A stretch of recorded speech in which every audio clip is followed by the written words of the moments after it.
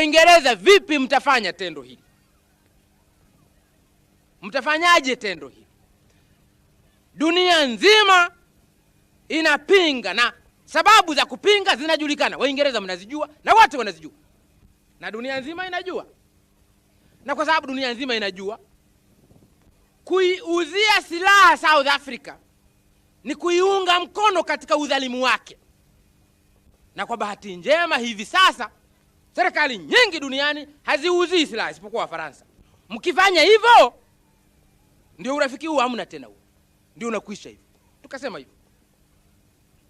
Maana sio dunia inakataa, Afrika haitaki, na hii Commonwealth inakataa. Sasa Waingereza vipi wenzetu? Na nyinyi katika umoja huu ndio wakubwa wetu. Tena wakubwa wetu nyinyi mnafanya kitendo cha haramu namna hii. Halafu mnatutazamia sisi kusema tuna umoja? Na mazungumzo haya yameendelea kwa muda miezi 6. Waingereza wakasema sasa tutazungumza na jamaa. Basi yameendelea mazungumzo hayo. Dunia nzima inajua hivyo. Karibuni kwa mara nyingine tena katika kubadilishana mawazo, katika kupeana ufahamu zaidi juu ya mambo mbalimbali.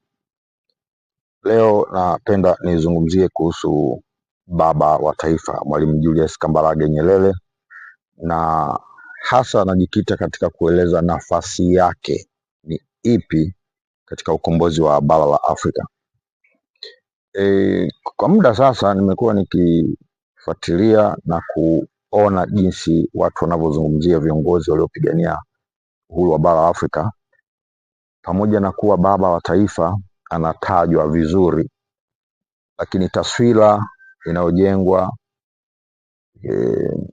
kwa Watanzania wenyewe na hata baadhi ya wachambuzi wa mataifa mengine ya Afrika, naona baba wa taifa kama anapewa nafasi ya pili au ya tatu katika wapigania uhuru wa Afrika. Na tunapoangalia viongozi wanaopewa heshima kubwa katika Afrika, ikiwepo hata hapa ndani ya nchi yetu na mataifa ya Afrika pamoja na duniani, unaona Rais Nelson Mandela anapewa nafasi kubwa zaidi kimataifa kuliko baba wa taifa.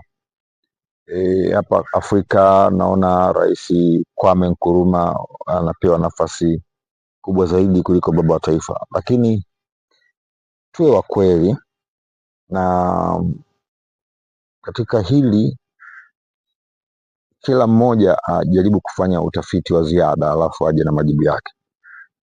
Mimi utafiti ambao nimeufanya baada ya kufuatilia mambo mengi ya kihistoria, ninamuona baba wa taifa Mwalimu Julius Kambarage Nyerere anashika nafasi ya kwanza kwa bara la Afrika katika kupigania ukombozi wa nchi za Afrika, lakini pia kupigania haki duniani kwa ujumla.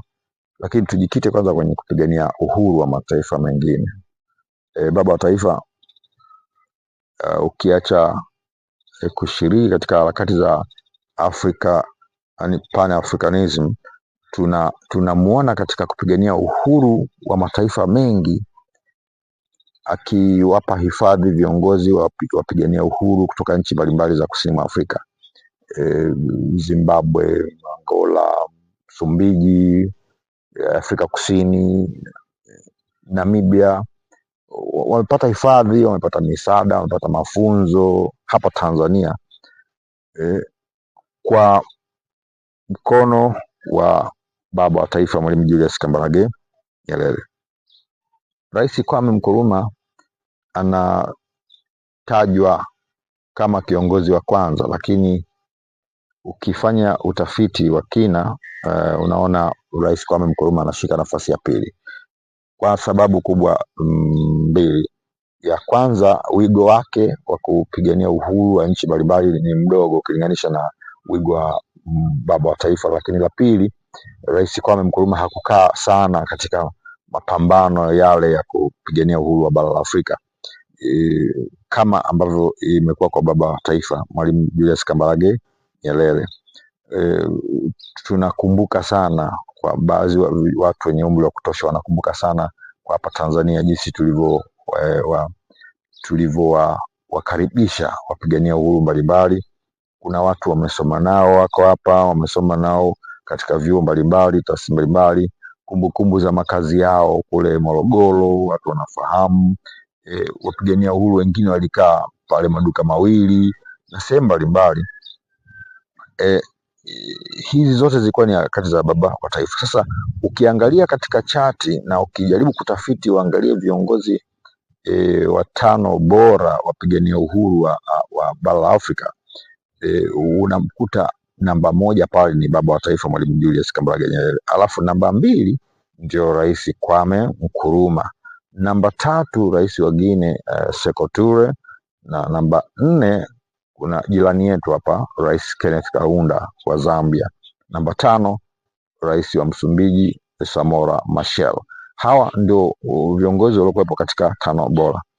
Lakini ukiangalia katika tafiti za kidunia unakuta baba wa taifa Mwalimu Julius Kambarage Nyerere anashika nafasi ya tano, yani katika tano bora za viongozi waliosaidia uhuru wa mataifa mengine. Bara la Afrika anatokea mmoja tu ambaye ni baba wa taifa Mwalimu Julius Kambarage Nyerere. Katika orodha ya tano bora, kiongozi wa kwanza kabisa ambaye anaongoza katika orodha ya kupigania au kusaidia uhuru wa nchi zingine ni kiongozi wa kwanza wa USSR Vladimir Lenin. Yeye anatajwa kuwa ndo kiongozi wa kwanza ambaye amesaidia harakati za uhuru za nchi nyingi zaidi, hasa Afrika na huko Asia. Lakini kiongozi wa pili anayeshika nafasi ya pili katika kupigania au kusaidia uhuru wa nchi nyingi ni rais wa China, kiongozi wa China Mao. Rais Mao anashika nafasi ya pili, na kiongozi wa tatu pale ni waziri mkuu wa kwanza wa India Nehru. Yule anashika nafasi ya tatu katika viongozi wa dunia waliowasaidia harakati za uhuru wa nchi zingine. Na kiongozi wa nne ni Tito, alikuwa ni rais wa Yugoslavia, nchi ambayo kwa sasa hivi haipo, imesambaratika, zimezaliwa nchi pale kadhaa kama Serbia, Bosnia na zingine. Tito anashika nafasi ya nne, na nafasi ya tano katika waliopigania uhuru wa nchi nyingi inashikwa na Mwalimu Julius Kambarage Nyerere. Hakuna kiongozi mwingine kutoka Afrika ambaye yupo katika tano bora za viongozi wenye mchango mkubwa sana katika upatikanaji wa uhuru wa nchi zingine. Sasa vizuri watu mkalielewa hili, kila mtu akalielewa hili ili ampe heshima inayostahili Mwalimu Julius Kambarage Nyerere. Kwa watu wa magharibi si walaumu sana, kwa sababu baba wa taifa alipambana kuwatoa katika mataifa ya Afrika. Kwa hiyo hawawezi kumpa nafasi kubwa sana. Wanampa nafasi Mandela ni kwa sababu tu ya kufunika mambo ambayo wameyafanya, lakini ukweli ni kwamba baba wa taifa, hata hao watu wa Ulaya na magharibi kama Marekani na wengine, ndio anamheshimu, anaheshimiwa sana katika mazingira mengi katika mataifa hayo, lakini bado hajapewa nafasi kubwa sana. Tunaona movie zinachezwa za Nelson Mandela na watu wengine, lakini hatuoni movie za Mwalimu Nyerere na katika kupigania uhuru na nini.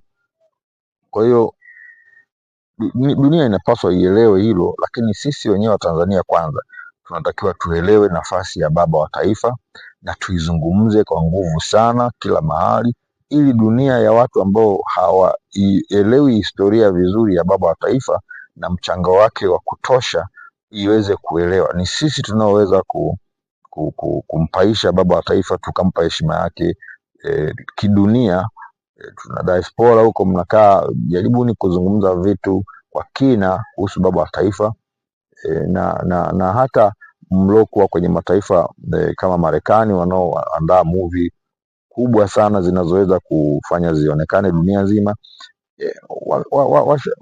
Pelekeni taarifa za kutosha za baba wa taifa, ziandaliwe movie kubwa. Lakini hata sisi pia hapa Tanzania, waandaaji wa movie, mnaweza pia mkafanya hilo, mkaandaa movie kubwa mkatafuta ushirikiano na mashirika makubwa ya Hollywood yanayoandaa movie, mkatengeneza movie kwa ajili ya historia ya baba wa taifa na harakati zake. Tumpe heshima inayostahili.